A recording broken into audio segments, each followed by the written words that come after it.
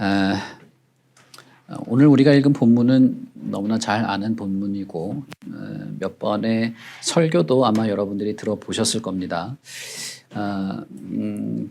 그런데 오늘은 제가 이 2장 우리 마지막 단락 천상의 모습을 반영한 교회가 세워지는 것과 연결되어서 이 맥락 속에서 오늘 3장을 말씀드리려고 합니다. 그래서 이 단락만 이렇게 떼서 설교를 할 때 보통 베드로와 요한이 정해진 시간에 기도를 했다, 성전에 갔다, 주목해서 봤다, 뭐 이렇게 설명을 하는 경우가 아마 많고 여러분들도 아마 그런 설교를 들어보신 경험이 있을 겁니다. 그러나 이 맥락 속에서 오늘 제가 말씀드리려고 하는 것이 있기 때문에 교회가 새롭게 시작이 되는 이 예수 그리스도를 믿는 자들이 모인 교회가 마치 천상에 구현된 하나님 나라와 같은 모습을 가지고 교회가 세워지게 되는 그 맥락 속에서 오늘 3장 1절부터 10절을 말씀드리려고 하는 것입니다. 그래서 여러분도 그 맥락을 가지고 오늘 본문을 좀 보시면 좋겠어요. 교회가 가지고 있던 세상과는 다른, 세상의 동호회나 모임과는 전혀 다른 성격의 있던 어떤 모임, 에클레시아라고 하는 모임을 하게 된 것을 언급하고 나서 그러면 그 교회가 참으로 신령한 하나님의 교회냐, 그 교회로 모인 성도, 그리고 그 교회가 각양각색의 사람, 여러 인종과 민족과 언어와 성품을 가진 사람들을 하나로 강하게 결속시킬 수 있었던 그 중심에 있는 예수 그리스도의 복음 혹은 그리스도 자체가 정말 신령한 것이냐, 정말 신적인 것이냐라고 하는 부분에서 3장이 이어지고 있다고 하는 맥락으로 말씀을 드리려고 하는 것입니다. 그런 면에서 보면 앞부분의 2장 마지막 단락에 이 교회가 보통의 모임과는 같지 않았죠. 마치 천국을 이 땅에 구현한 듯한 모습을 가지게 되는데 그 교회를 언급하면서 이렇게 교회가 가능하게 된 이 도, 그리스도의 도 혹은 그리스도의 가르침 혹은 교회가 정말 생명력을 가지고 있는 신적인 모임이냐, 신적인 공동체이냐 라고 하는 것. 좀 더 정확하게 말하면 이 교회의 구심점, 이 교회의 중심이 되는 이 도가 정말 신적인 것인가 라고 하는 것을 드러내는 그런 하나의 맥락으로 저는 오늘 말씀을 드리려고 하는 것입니다. 그래서 오순절 사건이 일어난 이후에 우리는 사도들로 말미암아 기사와 표적이 많이 나타났다라고 하는 2장 43절에 사도행전의 기록이 있었고 그 이후로는 사실 설교가 쭉 이어지죠. 그리고 나서 교회가 등장하고 그리고 2장 43절에 있었던 기사와 표적에 대한 내용이 이 후반부에 이제 다시 등장하게 되는 것입니다. 그런데 그 사이에 있는 교회에 대한 내용과 이 맥락 속에서 보자면 3장부터 시작되는 이 기사와 표적은 결국은 교회가 세워지게 될 수 있었던 이 도, 그리스도의 복음, 그리스도의 가르침이 실제로 생명력이 있는 것이다. 이것이 사람을 구하고 영혼을 구하며 신적인 역사가 있는 것이다라고 하는 것을 증명하는 어떤 그 증거로서 기록되고 있다고 하는 것을 알 수 있게 될 것입니다. 날마다 구원받는 사람이 더하게 하셨다. 그래서 서로 물건을 통용하고 자기 것이라 주장하는 사람이 없고 그 초대교회에 가난한 사람이 있지 않고 하는 그 교회를 묘사한 이후에 곧바로 이어지는 것은 베드로가 기도를 하기 위해서 성전으로 올라가더라라고 하는 것입니다. 교회에 대한 내용을 말하고 그 다음 등장하는 장소는 성전이죠. 그러니까 이것은 하나의 비교, 대조적인 장면이 있는 겁니다. 교회의 모습, 교회의 천상의 공동체, 마치 천국이 지상에서 펼쳐진 것 같은 공동체를 언급하고 나서 성전에 올라가는 것이죠. 그 성전을 특징 짓는 단어는 미문이라는 단어입니다. 미문이라는 말은 아름답다라는 뜻이에요. beautiful gate라는 뜻이죠. 아름다운 문이다. 요세푸스가 묘사한 것을 보면 금과 은으로 도금된 청동으로 제작된 문 이렇게 묘사가 돼 있어요. 그러니까 그 당시에 청동도 아주 귀한 것입니다. 요즘 청동은 뭐 거식이지만 그 당시에 청동은 사실상 첨단 기술에 속한 겁니다. 청동으로 프레임을 짰을 뿐 아니라 그 프레임에 금과 은으로 치장된 성전의 이미지는 그런 것입니다.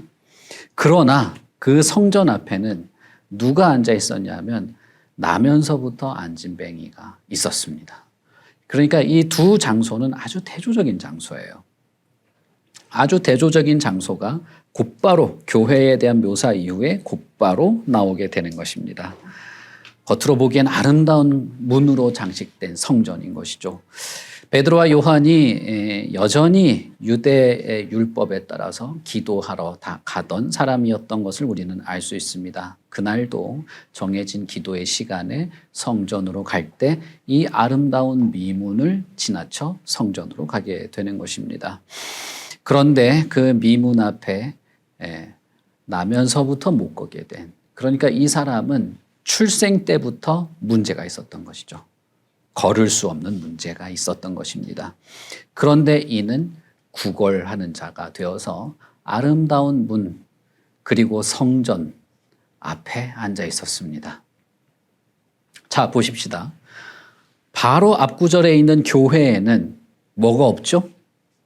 가난한 자가 없었죠. 그것은 돈이 없다는 뜻이 아니라고 말씀드렸습니다. 결핍이나 어떤 부족함이 없는 천상의 모습을 구현한 천상의 공동체를 말한 것이었습니다. 그러나 이 아름다운 문으로 치장된 성전에는 나면서부터 못 걷는 뭔가 심각하게 결핍이 되어 있어서 그 삶이 어그러진 자가 문 앞에 앉아 있는 것입니다. 그러니 이 얼마나 대조적인 장면입니까? 그래서 만약에 여러분 우리가 만약 이것을 연속극처럼 이렇게 드라마를 보듯이 봤다면 어저께 봤던 장면과 오늘 봤던 장면은 의도적으로 배치된 장면인 것이죠. 그래서 이것을 맥락 속에서 읽으면 그런 인상이 든다는 거예요. 여러분 여태까지 여러분들이 들었던 그 해석이 잘못됐다는 뜻이 아닙니다. 어디 가서 그렇게 말씀하시면 안 되고 이것이 아주 상당히 대조적인 장면으로 드러나고 있습니다. 나면서부터 앉은뱅이라는 것은 이 사람이 처음부터 근본적으로 태어날 때부터 결핍을 가진 존재였다는 거예요. 그런데 중요한 것은 이 결핍을 누구도 채워줄 수가 없었어요. 그래서 그는 구걸하는 자로 평생 산 것입니다. 유대 사회, 특히 우리나라도 조선 시대에 마찬가지죠. 고대 사회이면 고대 사회일수록 몸에 문제가 있거나 질병이 있거나 불구들은 정상적인 생활을 하기가 쉽지 않습니다. 특히 유대 사회에서 불구다 하면 그는 하나님의 형벌 혹은 저주를 받아서 불구가 되었다고 생각했어요. 그래서 그들은 정규적인 교육을 받을 수가 없었습니다. 사람들과 이 커뮤니티를 이룰 수도 없습니다. 더 큰 문제는 뭐냐? 이런 사람들은 성전에 출입이 금했습니다. 성전에 출입조차 못했어요. 그래서 여러분 12년 동안 혈루증에 걸린 여인을 한번 생각해 보시면 이 여인은 처음엔 정상이었다가 중간에 병이 걸린 거잖아요. 피를 흘리는 병. 보통 병이 아니라 부정하게 여겨지는 병에 걸렸기 때문에 이 여인은 12년 동안 예배를 드릴 수가 없었어요. 특히 피를 흘리는 병은 부정하고 하나님에게 형벌을 받은 병이었기 때문에 아이러니한 것이죠. 그러면 내가 하나님 앞에 나아가서 해결을 해야 되는데 하나님 앞에 나갈 수 없는 겁니다. 그래서 그 여인이 예수님 앞에 야이로의 딸이 죽어가고 있는데 그 예수님 앞에 엎드려졌을 때 예수님이 여인에게 왜 내 옷을 만졌냐고 물어보면 장면은 사실 속 터지는 장면이에요. 야이로를 생각해 보세요. 딸이 죽고 있잖아요. 여러분 만약에 우리 애들, 저도 그런 경험이 몇 번 있습니다만 애들이 열이 오르면 막 40도씩 오른단 말이에요. 오르기 시작하면. 그러면 여러분 진짜 눈앞에 아무것도 안 보입니다. 그냥 차 타고 달리는 거죠, 병원에. 가면 의사가 뭐 별거 아닌 것처럼 하면은 속에서 막 분노가 의사에 대한 원망이 막 생기잖아요. 야이로가 그랬을 거예요. 야이로의 이 회당장의 딸이 죽어가고 있는데 예수님이 그 여자한테 무슨 일이냐고 물어보는 거죠. 근데 여러분 누가복음에 잘 보시면은 제가 그 장면 아주 좋아하는데 야이로 그 사람들이 다 모인 장면에서 제자들이 막 빨리 가야 된다고 하고 있는 장면인데 그 여인이 자신의 12년의 과거 얘기를 다 털어놓기 시작하거든요. 진짜 환장하는 거죠, 주변 사람들은. 그러나 그 여인은 12년 동안 교통이 끊어졌던, 소통이 없고 교제가 되지 않았던 그 깊은 그 고독을 주님 앞에서 완전히 회복하는 시간이에요. 저는 그 장면을 아주 좋아합니다. 그런데 한번 여기 나면서부터 안진뱅이인, 나면서부터 불구였던 이 사람을 한번 생각해 봅시다. 이 사람은 나면서부터 호의적인 대접을 받은 적이 없는 사람입니다. 정규 교육을 받을 수도 없고 직업을 가질 수도 없고 성전에 들어갈 수도 없고 아무것도 해본 적도 없는 사람이에요. 그런데 이 사람이 성전 앞에 앉아 있는 겁니다. 물론 성전에 사람들이 많이 지나가니까 이걸로 생계를 유지해야 되니까 앉아 있는 거죠. 그러나 여러분 보십시오. 성전. 그런데 그 앞에는 나면서부터 누구도 어떻게 치료를 하거나 뭐 원인을 알거나 어떻게 개선할 아무것도 없는 완전히 절망적인 상태의 인간이 성전 앞에 있는 겁니다. 이 안진뱅이 뒤에 있는 이 화려한 미문과 그 큰 성전을 마치 상징하듯이 앉아 있는 것이죠.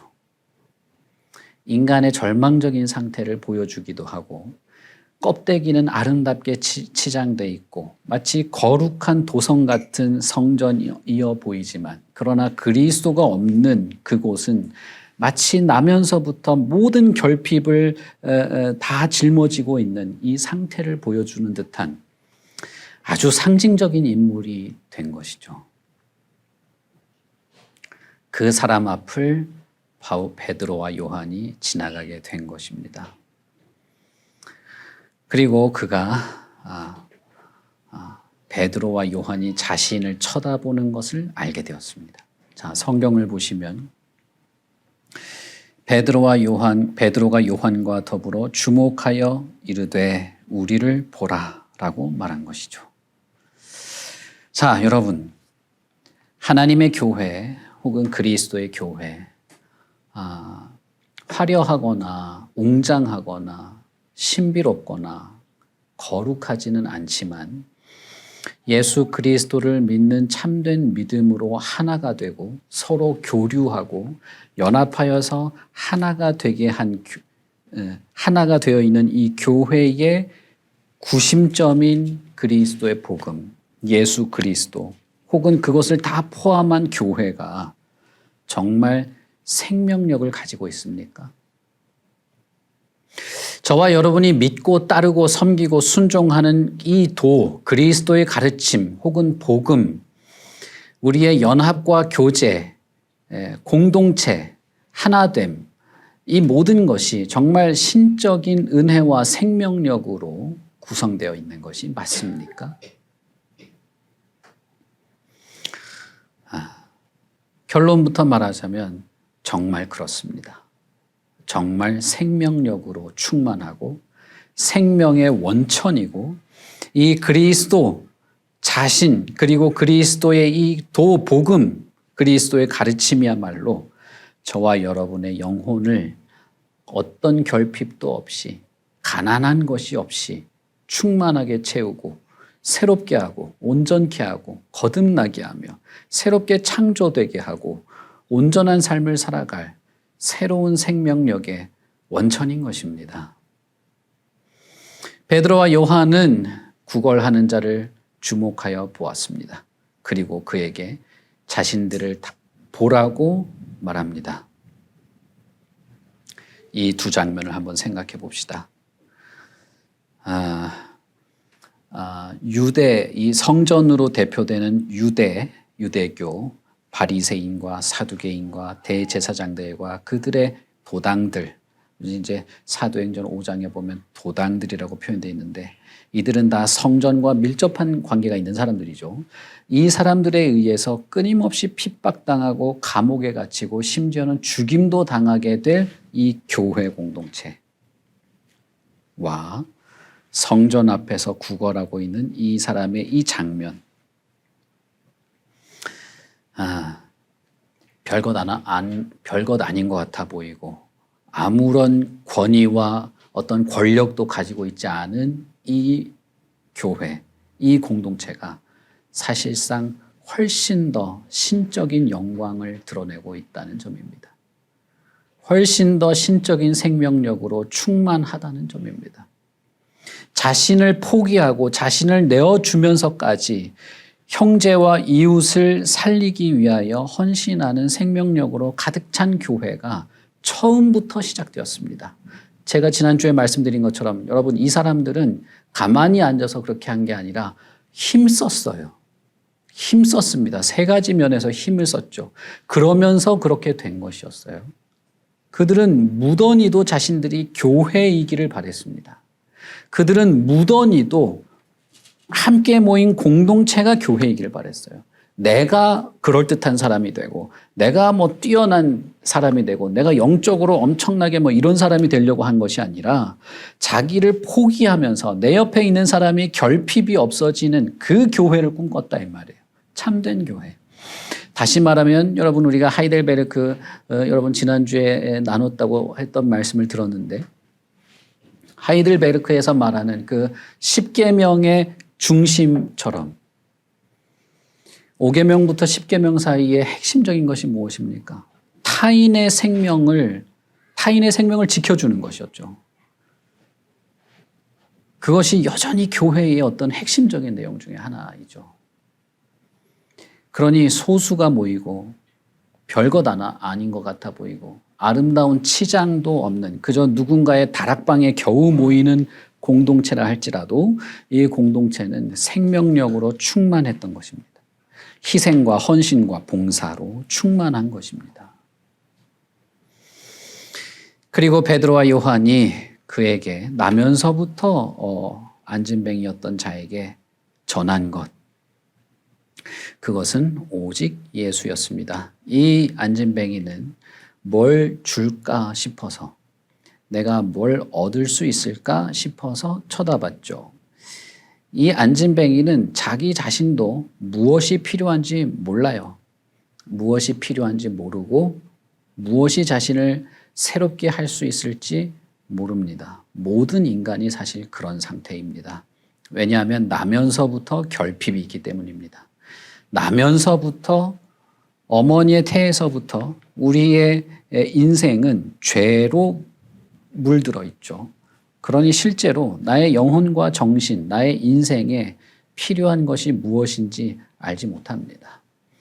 그런 면에서 우리는 스스로 구원을 향하여 나아갈 수 없고 스스로 구원을 얻어낼 수도 없는 자들인 것이죠. 이 안진뱅이가 무언가 기대하면서 쳐다보았을 때 그가 일평생 받은 그 어떤 것보다도 훌륭한 것을 받게 됩니다. 그것은 돈이 아니라 나사렛 예수 그리스도의 이름으로 걸으라라는 말이죠. 다시 말하면 나는 당신에게 금과 은으로 뭔가를 해줄 수는 없습니다. 그러나 나는 나사렛 예수 그리스도는 줄 수 있습니다. 라고 말한 것입니다. 교회가 어째서 신적인 기관일 수 있는가? 교회 공동체가 어째서 생명력으로 충만한 곳이라고 말할 수 있냐 하면 교회만이 그리스도를 전할 수 있고 그리스도를 줄 수 있기 때문입니다. 여러분, 한 사람 한 사람도 교회고 우리의 모임도 교회고 사도행전에 2000년 전에 모였던 그들도 교회고 베드로와 요한도 교회입니다.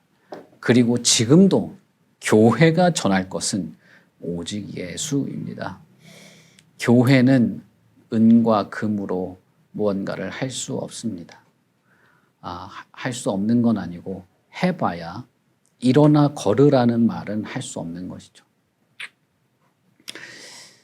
토마스 아퀴나스가 교황을 만났다고 하는 그런 우화가 있습니다. 이게 어느 오래된 역사책에 있는 우화인데 토마스 아퀴나스가 교황을 만났을 때 교황이 헌금을 세면서 토마스 아퀴나스에게 이렇게 말했다는 것입니다. 이제 교회는 금과 은은 없으나 라는 말은 안 해도 되게 되었습니다. 이렇게 말했다는 것이죠. 여러분 이게 실제 역사가 아니라 우화예요. 여러분 잘못 이해하시면 안 됩니다. 그러니까 토마스 아퀴나스가 네 아버지 맞습니다.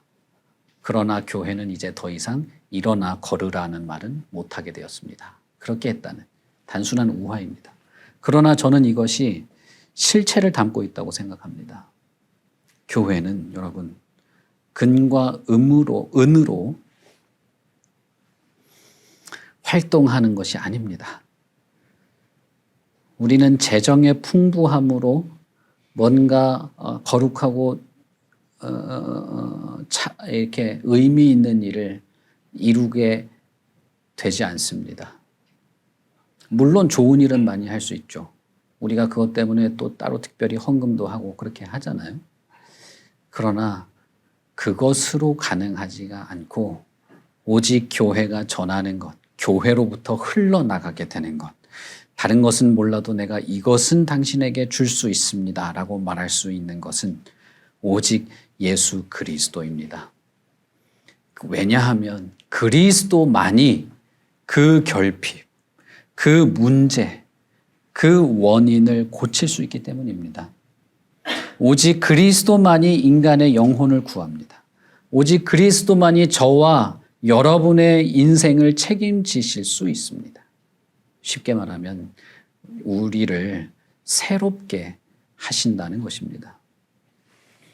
우리가 살고 있는 이 세계에서 예수 그리스도를 전하고 그리스도의 살아있음을 증명하고 그리스도가 구원을 베푼다고 하는 것을 증명할 존재는 오직 교회밖에 없는 것입니다. 여러분 이걸 정말 마음에 품으셔야 됩니다. 그리고 이것을 힘써야 돼요. 그래서 초대교회 교인들은 말씀을 배우는 일, 서로 교제하는 일, 기도하는 일을 힘썼어요. 그렇게 힘쓴 것은 교회가 너무 영광스러운 것이고 이 교회의 중심에 있는 그리스도, 그분의 복음의 진리가 너무나도 대단한 것이었기 때문이죠. 그러면 여러분, 우리는 이 질문을 할 수밖에 없습니다. 그래서 이 안진뱅이에게 그리스도를 전했는데 그래서 그가 변했느냐는 것이죠. 이 나면서부터 안진뱅이가 일어났느냐는 것입니다. 그리스도로 인한 참된 변화, 거기에는 두 가지가 있는데 오늘 우리가 이 3장에서 말할 수 있는 건 두 가지라고 볼 수 있는데 하나는 그리스도로 인한 참된 변화는 기쁨입니다. 그리스도를 영접하고 그리스도를 알고 그를 믿고 그의 구원의 능력 안에서 새롭게 된 거듭난 자는 참된 기쁨을 누리게 되는 것입니다. 그리고 또 하나는 그리스도로 인한 참된 변화는 전적인 변화라는 것입니다. 그의 내면 깊은 곳에서부터 인생 전체가 송두리째 바뀌는 전적인 변화가 시작된다는 것입니다. 물론 여러분, 전적인 변화가 된다고 해서 완전히 성인군자가 됐다, 신선이 됐다 이런 뜻은 아니에요. 이 변화는 끊임없이 이어져 가게 되는 것이고 내가 그리스도 안에서 거듭난 자라 할지라도 그것은 출발에 불과한 것입니다. 그러나 분명한 것은 일시적이거나 혹은 눈속임이 아닌 그의 인격 깊은 곳에서부터 시작되는 전적인 변화가 시작된다는 것이에요. 이것이 교회에 대한 모습을 먼저 말하고 나서 그리고 그 교회의 일원인 베드로로부터 복음이 전해졌을 때 일어난 열매로 이어져 설명되고 있는 것입니다. 이 안진뱅이가 과연 변화가 되었는가? 베드로는 그의 손을 잡고 일으켜 세웠습니다. 그 순간 그는 설 수 있었어요. 단 한 번도 서본 적이 없는 자가 섰습니다. 단 한 번도 걸어본 적이 없는 자가 걷기 시작했어요. 단 한 번도 뛰어본 적이 없는 자가 뛰기 시작했습니다. 이것은 그가 일시적이거나 뭔가 플라시보 같은 그런 것이 아닌 그의 인생이 처음부터 문제가 있었던 그의 인생이 완전히 그 처음의 출발부터 잘못된 것이 고쳐졌음을 말하는 것입니다. 예수 그리스도의 복음은 지금 내가 마음이 울적하고 힘든데 잠깐 기분이 좋아지는 그런 걸 말하는 것이 아닙니다. 그의 인생 내면의 가장 근본적인 문제, 인생의 가장 근본적인 결함, 인생의 가장 근본적인 악을 해결하는 것이 예수 그리스도 그리고 그의 복음이라는 사실입니다. 그러니 여러분, 저와 여러분이 복음을 전할 때는 이걸 말해야 되는 거예요. 이걸 믿고 이걸 기대하며 전하는 것입니다. 당신의 인생이 송두리째 바뀌게 되는 것. 그냥 새로운 인생이 시작된다. 이런 표현 이상인 것입니다. 우리가 표현력이 떨어지니까 이런 표현을 잘 쓰는 것뿐이죠. 당신의 인생의 출발, 당신의 인생의 본질, 인간의 본질과 당신이 비로소 인간으로서 있을 수 있는 전인격적인 변화가 그리스도 복음으로 시작되는 것입니다. 여러분, 교회는 그런 것이고 그런 자들이 모여서 교회가 된 것이고 저와 여러분이 지금도 기대하는 것은 이것입니다. 그리스도의 복음으로 나에게 일어난 변화, 그리고 앞으로 지속될 변화, 그리고 내 인생이 항상 기대할 그 변화는 이런 것입니다. 여러분 어떻습니까? 우리가 아직도 깊은 마음의 뿌리에 이 쓰디 쓴 것이 남아있지 않습니까? 나에게 기쁨이 찾아오긴 하지만 그러나 여전히 내 안에 끝도 없이 그 밑도 없이 깊은 어둠의 어둠의 깊이가 느껴질 때가 있지 않습니까? 하나님의 말씀을 사랑하고 사모하고 그 말씀을 기뻐하면서도 어느 날 말할 수 없는 냉랭함과 메마름으로 가식을 부리고 있는 내 자신을 보지 않습니까? 그런데 사실은 하나님의 말씀 혹은 예수 그리스도의 복음, 그 생명력은 그것 이상인 것입니다. 그것 이상이에요. 우리의 밑바닥부터도 깨우시고 새롭게 하시고 온전케 하시는 것이 그리스도입니다. 그리스도의 복음입니다. 그러니 복음은 늘 전해야 되고 늘 알아야 하고 늘 알아가고 사실상 더 깊이 알아가게 되는 것입니다. 제가 안타까운 것 중에 하나는 이런 거예요. 주일학교 때 들었던 말씀 그 이상을 알려고 하지 않는다는 거예요. 더 깊이 알아가려고 하지 않는다는 겁니다. 그 말씀의 깊이 속에서 내 안에 깊은 것도 발견할 수 있는데 그러지 않는 겁니다. 그냥 몇 마디 주일학교에선가 언젠가 한번 들어본 그 정도. 10년 전, 20년 전에 열심히 있을 때 한번 배웠던 거. 그 정도로 끝난다는 것이죠. 그러나 교회는 그렇지가 않고 교회가 전할 것은 그런 것이 아니라 또 우리가 듣고 배우는 것은 그런 것이 아닙니다. 이것은 전적인 변화, 전인격적인 새로움을 주는 것이기 때문에 우리는 그리스도의 복음의 깊이를 날마다 알아가는 것입니다. 그 깊이와 넓이와 높이, 그것을 날마다 알아가는 것입니다. 그리고 그것을 전하고 가르치고 피차간에 서로 배우고 세워주는 일에 우리는 열심을 내는 것이죠. 나면서부터 안진뱅이였던 이 사람이 일어나서 걷고 뛰게 되었다. 이걸로 이 사람의 인생이 완성된 것이 아닙니다. 그는 걷게 된 그것으로 무언가 의미 있는 걸음을 이제 걸어야 되는 거예요. 뛰게 된 그 뜀박질로 뭔가 의미 있는 뜀을 앞으로 뛰어야 되는 겁니다. 본문을 보시면 그는 걷고 뛰게 되었을 때 어디부터 갔냐 하면 성전 안에 들어가는 것부터 했어요. 평생 들어가 보지 못한 성전이죠. 그런데 여러분, 이 장면 정말 나면서부터 한 번도 걸어본 적이 없는 이 사람이 생전 처음 한 번도 해본 적이 없는 걷는 것과 뛰는 것을 자연스럽게 하게 되었을 때, 야, 정말 가고 싶은 곳이 뭔 최초가 성전이었을까? 우리로 치면은 교회부터 달려왔다는 거 좀 생각해 보면, 하하, 이게 진짜.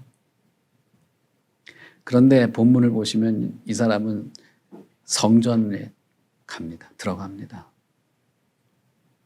성전부터 들어가죠. 왜 성전에 들어갔을까요?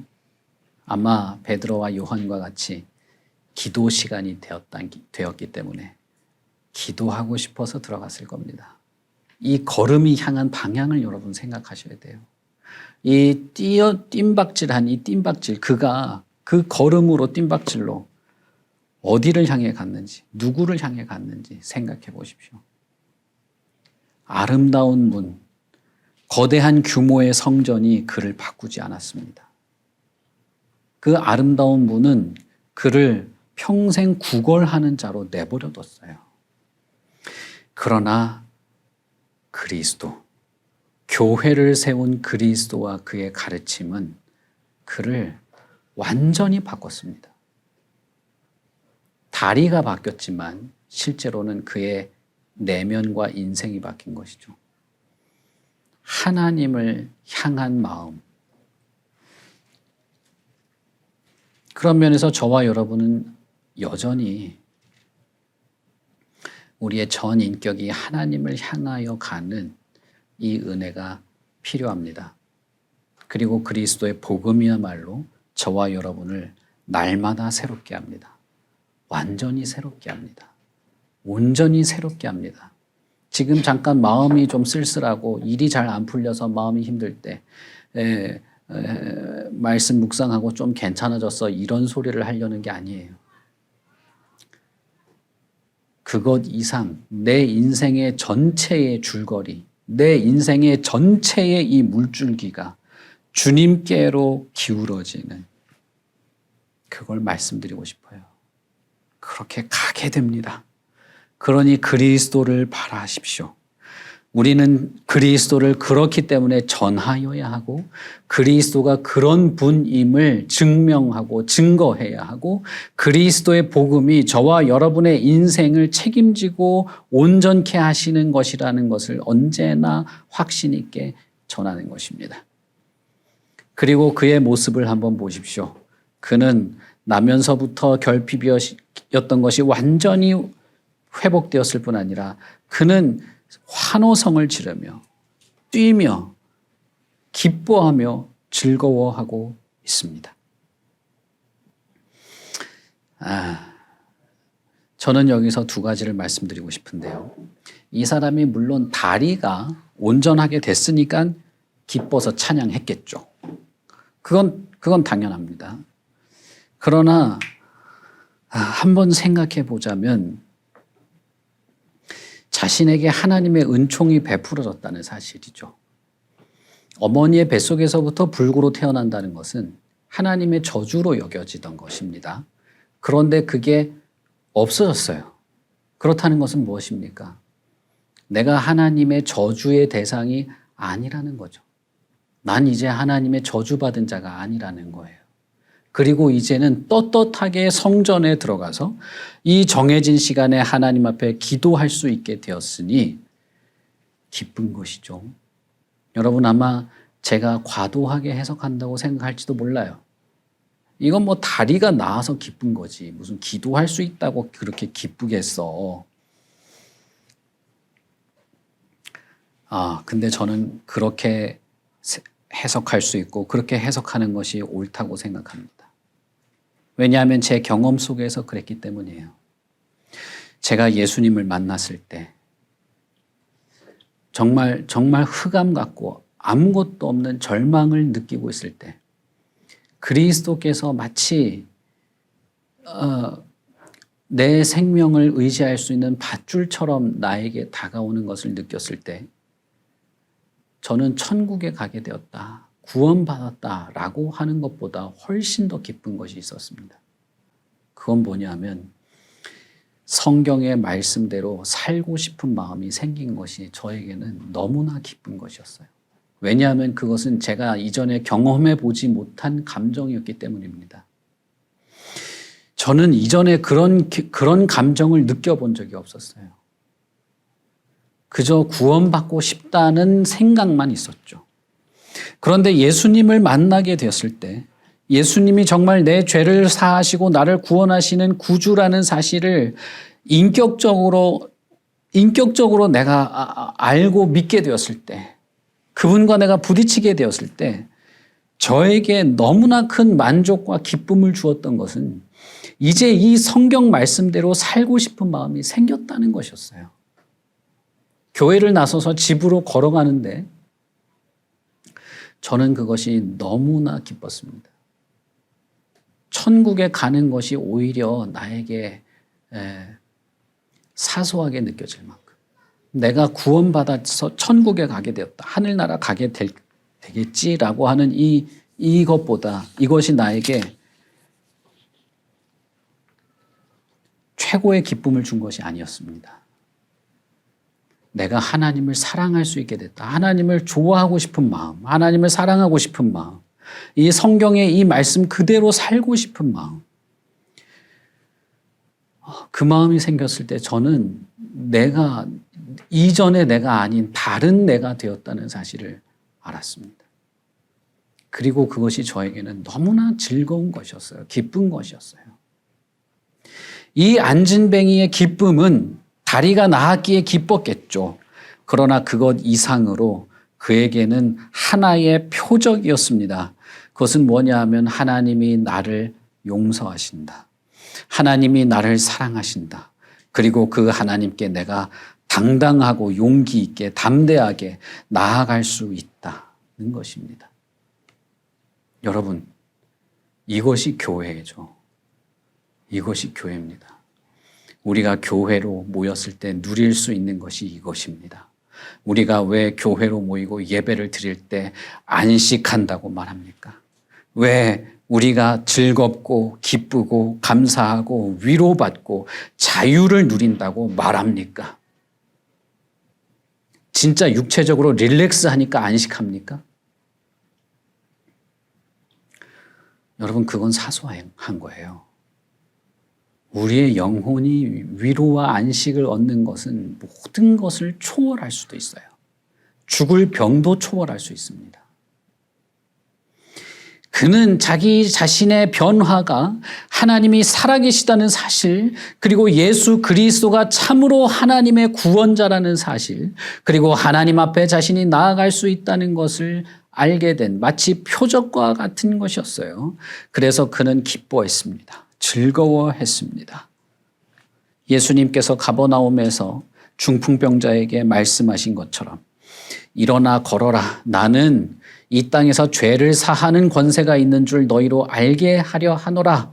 중풍병자에게 내가 내게 이르노니 일어나 내 상을 가지고 집으로 가라 했을 때 그 중풍병자가 침상에서 일어나는 순간 그는 죄 사함의 권세를 증명하게 된 것입니다.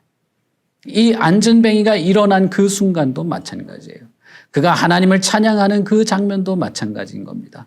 저와 여러분이 예수 그리스도를 알고 믿고 내 안의 내면에서부터 진심으로 우러나오는 찬송과 하나님에 대한 순종의 마음과 그 진리의 말씀 앞에 나를 돌아보고 내 죄악을 보고 놀라며 회개하고 아파하는 것과 누군가를 사랑하며 희생하며 헌신하는 것, 하나님의 말씀이 이 세상에 선포되고 펼쳐지는 것 안에서 무한한 자유를 누리는 그 모든 것은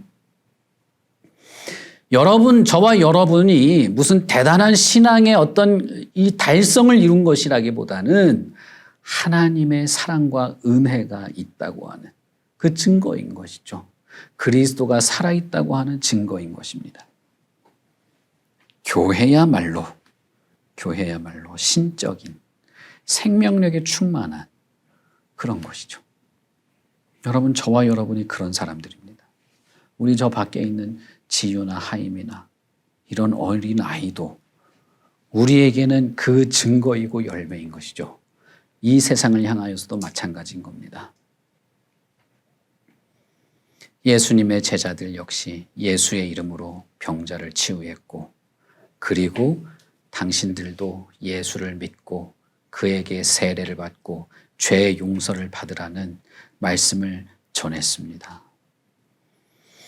나면서부터 안진뱅이였던 이 사람이 온전히 치유된 이 결과는 그 자체로, 그 사람의 그 존재 자체로 이제 새로운 시대가 시작되었다고 하는 증명이 됩니다. 새로운 시대, 다시 말하면 예수 그리스도로 말미암아 죄 용서와 구원과 영혼의 치유가 시작되는 새 시대, 이것은 이미 이사야 선지자를 통해서 예언되고 모든 구약의 선지자를 통해서 예언되었던 것입니다. 제가 오순절 성령 강림을 말씀드릴 때도 이것은 새 시대의 시작이라고 말씀드렸었죠. 이것은 새 시대입니다. 예수 그리스도를 알고 전하고 믿고 변화받고 구원받고 진심으로 기쁨과 자유를 누리며 사슴같이 뛰놀 수 있는, 하나님을 진정으로 찬양하고 예배할 수 있는 새 시대입니다. 이사야 35장 6절에 보면 이사야 선지자가 이렇게 말합니다. 그때가 되면 저는 자는 사슴같이 뛸 것이며 말 못하는 자는 노래하게 되고 이는 광야에 물이 솟고 사막에서 시내가 흐르는 것처럼 그렇게 될 것이라는 겁니다. 말라기 선지자도 동일하게 말합니다. 말라기 4장에 하나님의 크고 두려운 날, 용광로 불과 같은 날이 임하게 될 텐데 그때에는 하나님께서 엘리야와 같은 하나님의 종을 보내게 될 것입니다. 그 하나님의 종을 보내면 자녀들의 마음을 여호와께로 돌이키게 할 텐데 그때가 되면, 말라기 4장에 이렇게 말하죠. 그 여호와의 날이 되면 내 이름을 경외하는 너희에게는 공의로운 해가 떠올라서 치료하는 광선을 비추게 되는데 너희가 나가서 외양간에서 나온 송아지같이 뛰게 될 것이다. 이사야에 예언된 저는 자가 사슴같이 뛰게 되고 말라기 선지자가 말한 치료하는 광선으로 외양간 송아지처럼 뛰게 되는 이 장면은 여기에 구현되었습니다. 사도행전 3장에 구현되었어요.